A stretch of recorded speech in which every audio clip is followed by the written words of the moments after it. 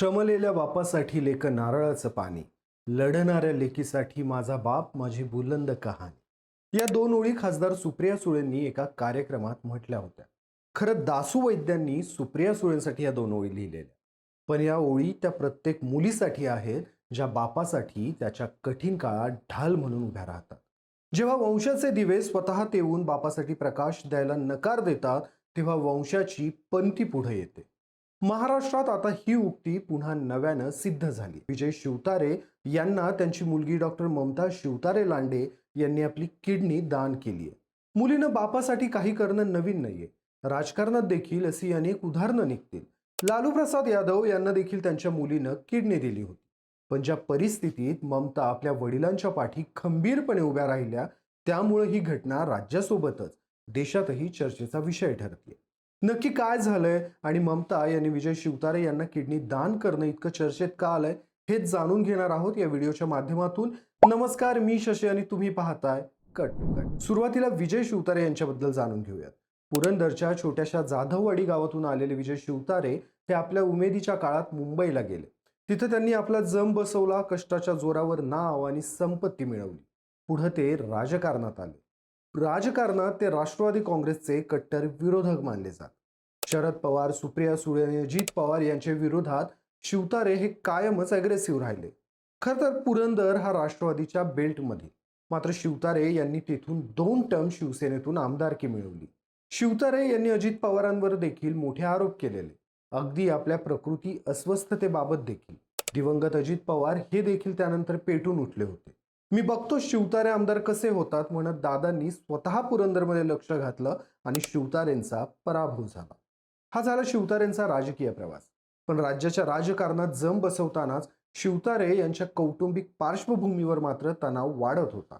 4 वर्षांपूर्वी त्यांचा कौटुंबिक वाद हा अगदी फेसबुकवर आलेला. त्यांचा मुलगा विनय शिवतारे यांच्यासोबत विजय शिवतारेंचे खटके उडाले होते, त्यावरून फेसबुकवर मोठा राडा झालेला. त्यावेळी विजय शिवतारे हे दवाखान्यात ऍडमिट होते. दवाखान्यात त्यावेळी देखील त्यांची मुलगी ममता या उपस्थित होत्या. त्या एकट्याच आपल्या वडिलांसोबत म्हणजे विजय शिवतारेंसोबत मुंबईला दवाखान्यात थांबलेल्या. त्यांनी त्यावेळी दवाखान्यातून फेसबुकवर एक पोस्ट केली होती. त्या पोस्टमध्ये त्यांनी लिहिलं होतं, प्रिय बांधवांनो, माता भगिनींनो, आज दिनांक 22/6/2021 ची वेळ पहाटे 3 वाजले. ब्रीच कँडी हॉस्पिटलच्या ICU विभागात बसून हे लिहिण्याची वेळ येईल असं वाटलं नव्हतं. मी ममता शिवदीप लांडे शिवतारे. आजवर आपण बापूंच्या राजकीय कारकिर्दीत क्वचितच मला पाहिलं असेल. मग आज मी बोलत आहे तर नक्कीच त्यामागे एक मोठं कारण आहे. बापूंसारखे वडील मला मिळाले हे माझं भाग्य. मला त्यांनी फुलासारखं जपलं. माझी प्रत्येक जबाबदारी अतिशय खंबीरपणे पार पाडली. मला अपार प्रेम दिलं. माझ्या आयुष्यात त्यांना देवापेक्षाही वरचं स्थान आहे. अशा माझ्या पित्याची माझ्या भावांनी संपत्तीच्या लोभापायी केलेली दयनीय अवस्था पाहून आज मी अत्यंत अस्वस्थ आहे. मागील काही दिवसात फेसबुकवरून होत असलेल्या पोस्टनं आपल्या मनात संभ्रम निर्माण केलाय. माझा भाऊ विनय विजय शिवतारे काही कौटुंबिक वादातून त्यांना बदनाम करण्याचा प्रयत्न करतोय.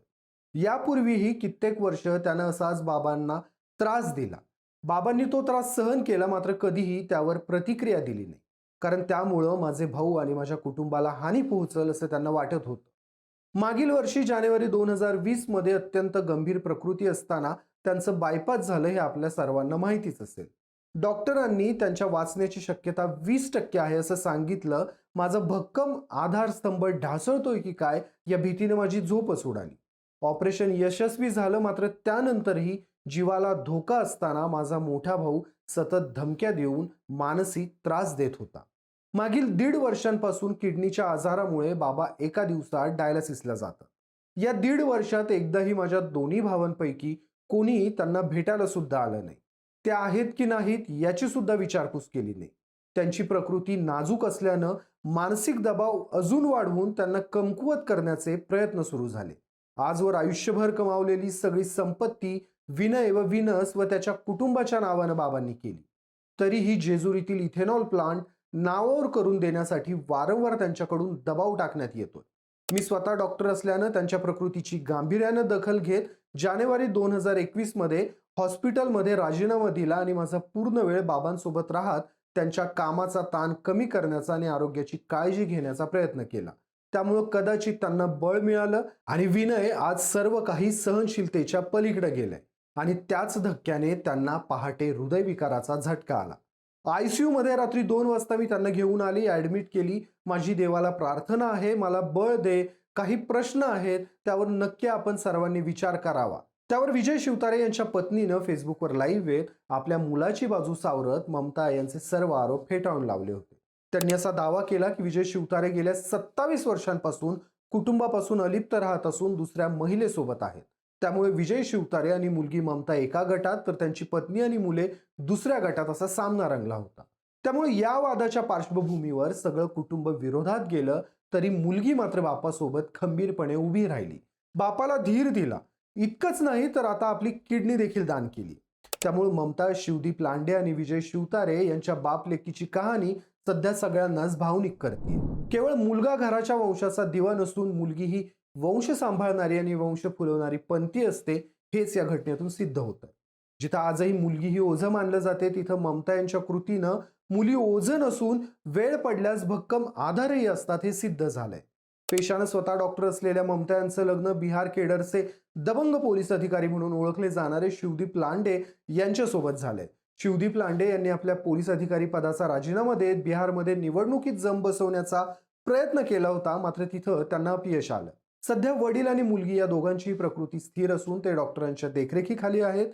एका पित्याच्या हातातली आधार देणारी काठी बनलेली मुलगी सध्या पुरंदर आणि महाराष्ट्रासोबतच संपूर्ण देशासाठी प्रेरणादायी ठरते. तुम्हाला या घटनेबाबत काय वाटतं? मुलांनी साथ सोडली तरी मुली बापाची काठी बनतात, तरीही मुलींना का दुय्यम मानलं जातं?